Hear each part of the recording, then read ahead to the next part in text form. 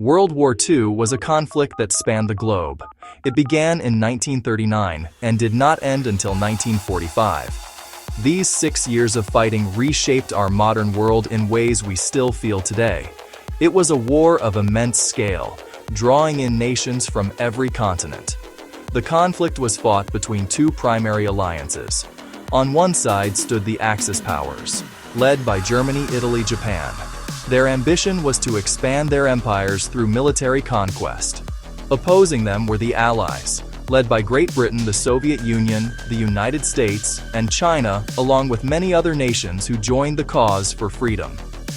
This conflict was not just a series of battles, it was a story with a clear timeline. To truly understand this war, we must look at a map. We have to see where these events happened. A map helps us grasp the sheer scale of the fighting. It shows us the distances armies had to travel and the territories they fought to defend or to conquer. We can trace the lines of attack and the fronts where soldiers stood their ground. From the fields of Poland to the islands of the Pacific, from the deserts of North Africa to the skies over Britain. Following this timeline with a map as our guide, we can begin to see the whole picture. It helps us connect the dots between events that might seem distant, but were deeply intertwined in this global struggle for the future. This essay will walk you through that timeline. The war in Europe began with a terrifying new form of warfare. On September 1, 1939, Germany invaded Poland. This was not a slow, grinding attack like in the First World War. It was a blitzkrieg, or lightning war.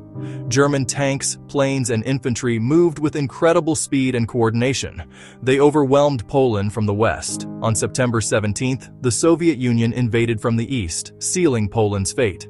Britain and France had pledged to defend Poland, and they declared war on Germany. But they were too far and too slow to help. In 1940, Germany seized Denmark and Norway, securing vital sea lanes and iron ore. They bypassed the Maginot Line through the Ardennes, cutting off Allied forces. At Dunkirk, a makeshift fleet of naval vessels, fishing boats, and civilian yachts evacuated over 300,000 soldiers. France fell and surrendered on June 22, 1940. Britain, led by Winston Churchill, stood alone. To invade, Germany needed air superiority. The Battle of Britain raged from July to October 1940. The Luftwaffe bombed airfields, radar stations, and cities like London. But RAF pilots in Spitfires and Hurricanes fought back with courage and skill. Germany failed to gain control of the skies. The invasion was postponed. The RAF's victory proved Germany was not invincible and saved Britain from conquest. The year 1941 was when the war truly became global.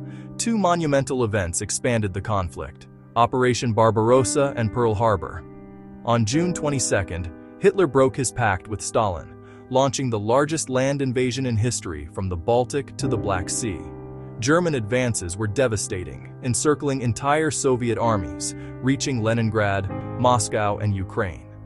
But vast distances, resilient defenders, winter, and strained logistics stalled the assault. On December 7th, Japanese carrier planes struck Pearl Harbor, aiming to cripple the U.S. Pacific Fleet. It unified America and brought its industrial might to the Allies. The United States declared war on Japan. Germany and Italy declared war on the United States. The battle lines were set. The war now spanned every ocean and nearly every continent. 1942 and 43 were the great turning point of the war across three theaters: the Pacific, North Africa, and the Eastern Front.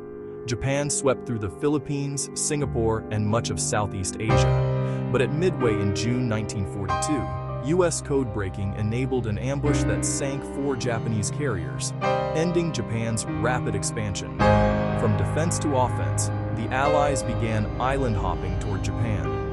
In North Africa, Montgomery halted Rommel at El Alamein. Operation Torch opened a westward front,